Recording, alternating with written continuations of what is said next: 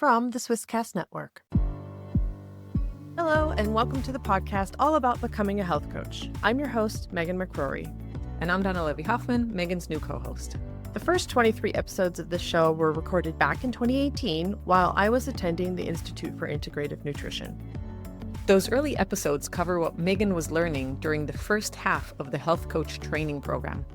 And they're still a great place to start if you're brand new to the world of health coaching. New episodes are focused on building a business as a health coach and what it really takes to grow something sustainable. We share practical tools, real talk, and the behind-the-scenes stuff that helps you turn your skills into a business. You can learn more and check out additional resources at becomingahealthcoach.ch. That's becomingahealthcoach.ch. Okay, let's get into today's episode. Hey friend, Megan here. Quick note before we jump in. You are listening to our special coaching series with Joanna, and this episode is one of our coaching debriefs. That means you are going to hear Danna and me reflect on the coaching session, talk through what we noticed, why we asked what we asked, and what we would want an aspiring coach to take away from it. If you want to listen to the coaching session that we're debriefing, head over to So Frickin' Healthy. The link to the playlist is in the show notes so you can follow Joanna's journey from the beginning. Okay, let's get into it. Hey Donna, welcome back. Hey Megan, how's it going? Good. So in this section, we're going to talk a little bit about your third session with Joanna. So before I ask any questions, what were your thoughts about that session as the coach? I was happy that I was more awake than last time. So that was a win for me.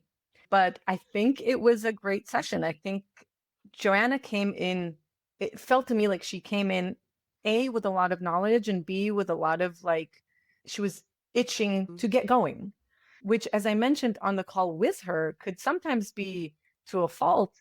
But if we do it in a way that is sustainable and not just going crazy and then giving up after 5 minutes, then it can actually work really well. And I feel like she's really, really on the right track. So A, we were lucky that her work had that project, really lucky, honestly, and that she had those realizations relatively quickly since we started working together. So we still have time to work and adjust. And you can see it and you can hear it. She's doing really well. She's doing her best. And I love that she was like, look, we got stuck with a car. We had ice cream for dinner.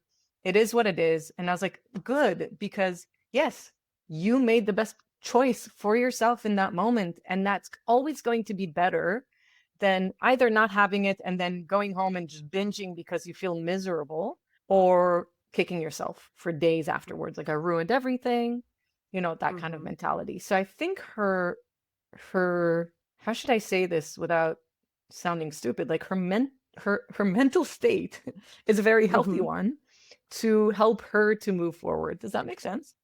Yeah. No, it does. She's approaching it with a good mindset. Yeah, exactly. One thing I noticed, though, that it seemed as a listener outside of the conversation, the whole food logging thing seemed like there was a little bit of miscommunication or misunderstanding or not understanding.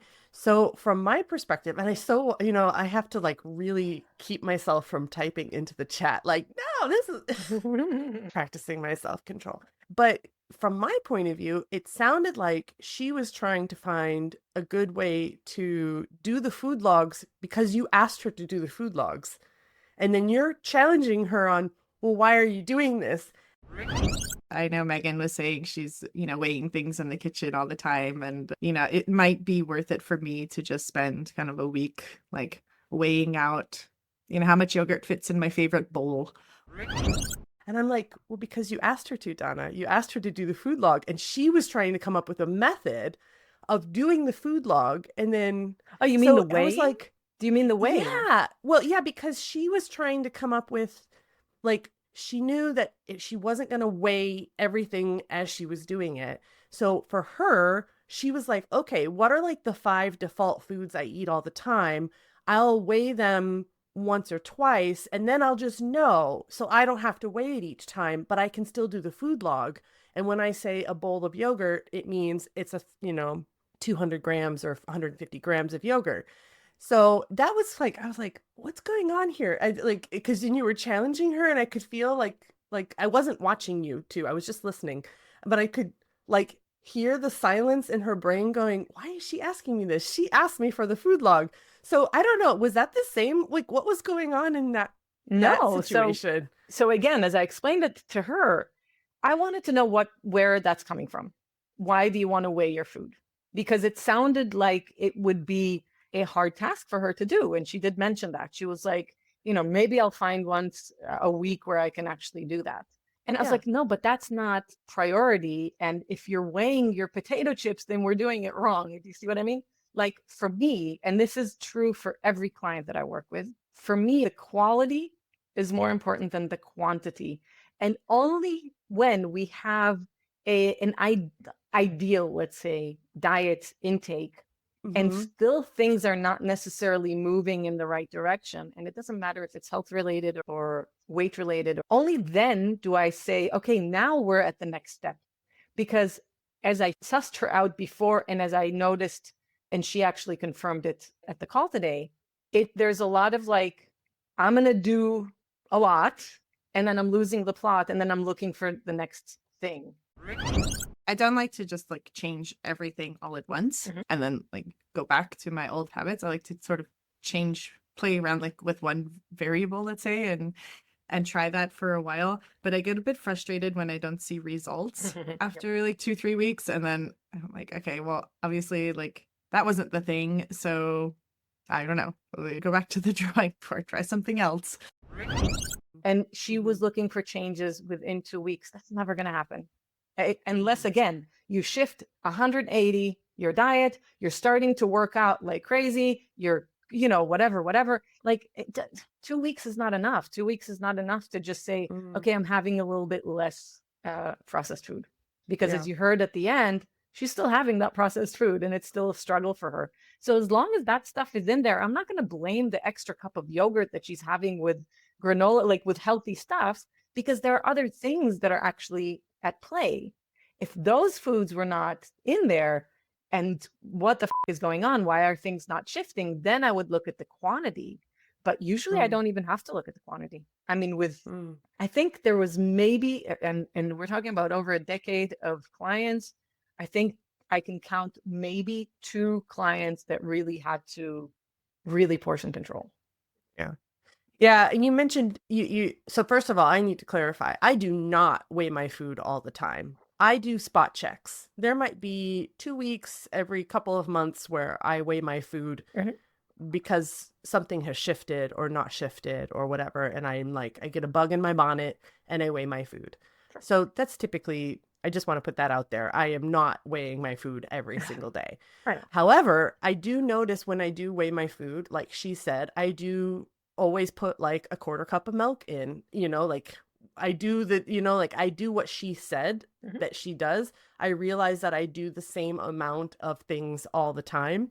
And at least with the app that I use, which is called Lose It, I can actually pre-program that in. If I know I'm going to have the same coffee every morning, Sure. I can actually put that in as a repeated meal and just check it off when I have it. Sure. Or I can go in and edit it later, which I think is a fabulous idea if you're a repeat user of coffee. I also have to say that I am probably the outlier with the volume because I do home cooked food.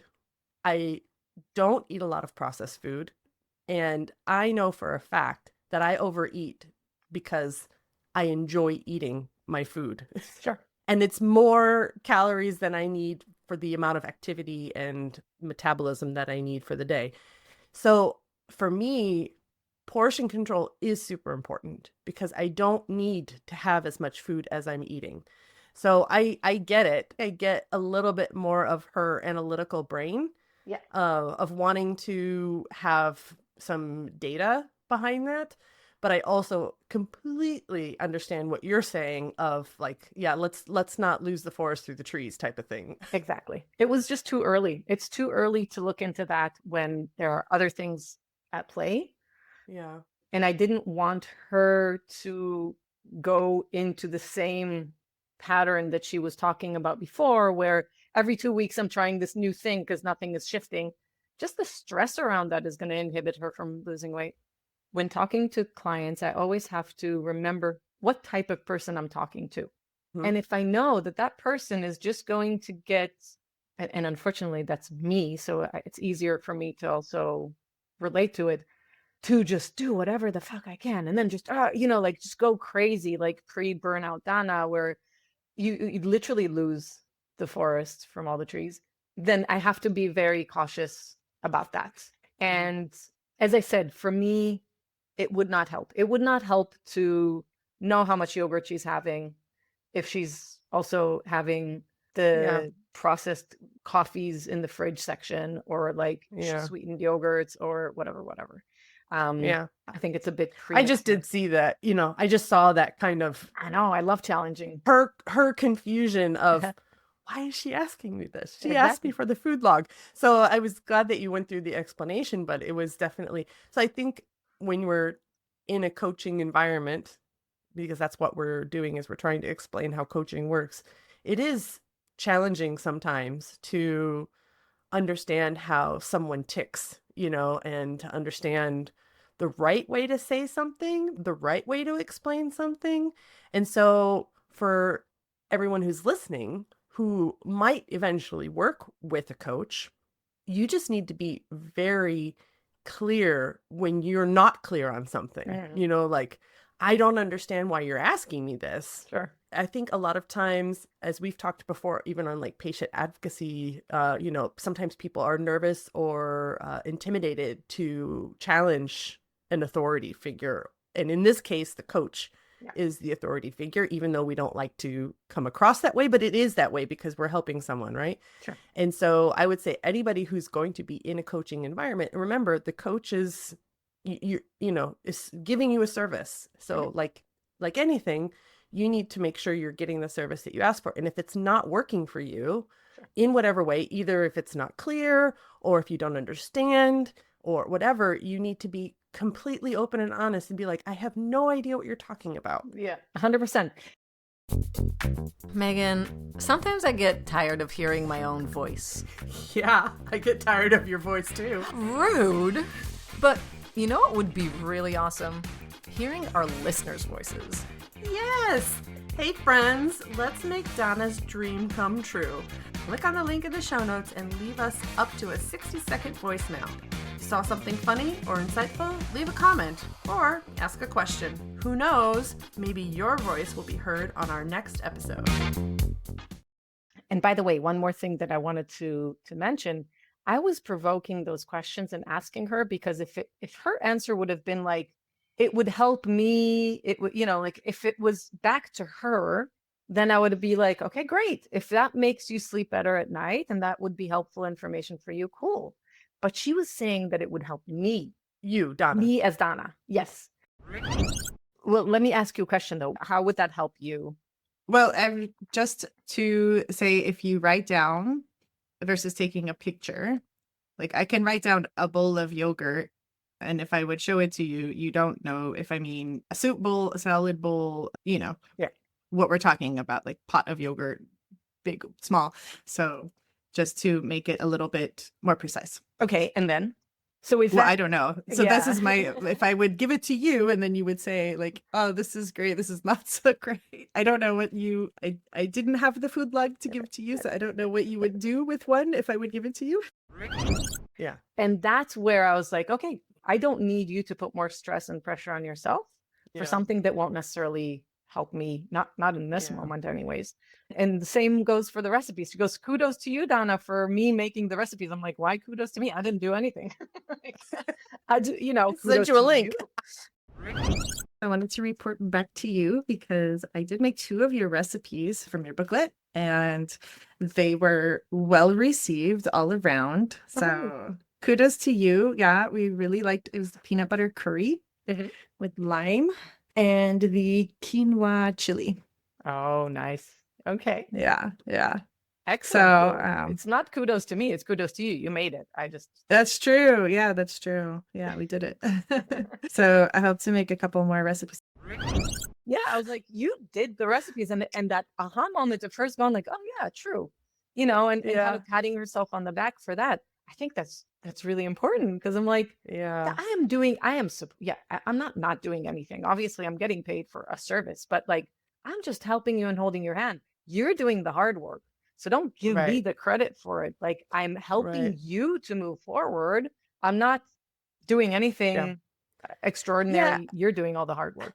Basically, you're holding her hand as you both walk down the street. You're not carrying her. She still has to use her two legs, Yeah. And if she you know? sees a car coming to ram into her, she needs to move out of the way. So I think it is really important for people to understand, like, getting a coach to work with you doesn't mean that they're doing the hard work. You're going to do the hard work, and you have to choose how hard it is for you, and you have to know how you will deal with an overload of goals and projects that now are added into your life because of working with a coach, and you need to know when it's too much and when it's not enough. So at the end of the day, yeah, a good coach will kind of feel you and assess it out and just kind of be like, okay, maybe this is a little bit too much for you. And there are coaches out there, unfortunately, which I literally had clients come to me after working with these coaches who said, okay, we're working for 3 months together. In those 3 months, you're going to do a food blog. You're going to weigh all your food. You're going to start working out. You're going to, and all of these changes. And people just feel overwhelmed. And even if they manage to do what the coaches are motivating them to do in such a short amount of time, it's very quickly going to go back to old habits because it's just not long enough and not sustainable enough in a way that it Yeah. that let's just say that like maybe 1% of people can actually. I was going to say yes and no. Yeah. I think it really all comes down to individual person, because I also have a friend who did that. After each of her pregnancies, she worked with a nutritionist who put her on a strict diet, and it worked. She lost the baby weight. She kept it off her most of the time. And I think for her, she needed that regimen. She needed to follow a plan. And I think some people think they need that. Yeah. Because it works for some people. Yeah. But like everything, it might not work for you. So if you need for me, it works but for short-term things. If I want to do an elimination diet to see if my skin gets better when I'm not drinking milk, okay, I know exactly how to do that. And I know I'm not going to do it forever, but I'm going to just test or whatever. But then it's important for me to have a plan, like, okay, that's what you're going to eat. And you're not going to, because I rely so much heavily on dairy in my diet. I would need to have a plan in order to avoid eating dairy because it is such a big part of my diet. Sure. So, but yeah, I mean, it always goes back to, and we say it probably in every single episode, it depends on the person.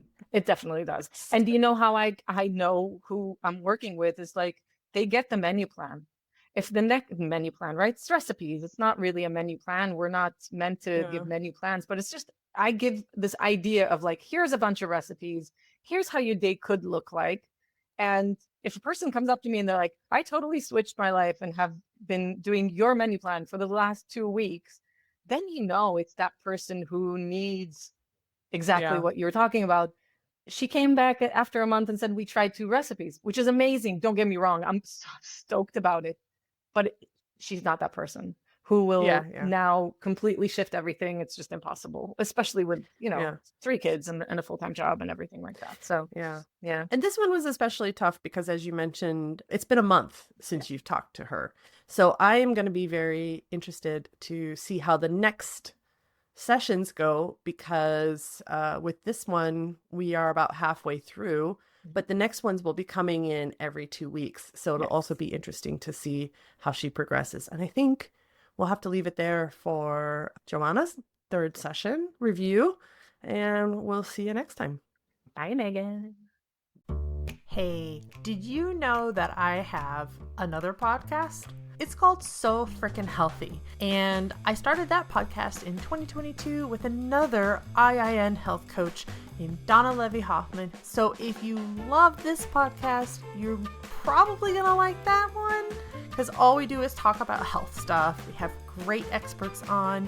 Yeah, we have a really, really good time. So join us over there. The link is in the show notes. It's called So Frickin' Healthy because, we had to keep it a little bit PG. See you there. This podcast is a production of the Swisscast Network, amplifying English-speaking voices in, for, and about Switzerland. Learn more at swisscast.network.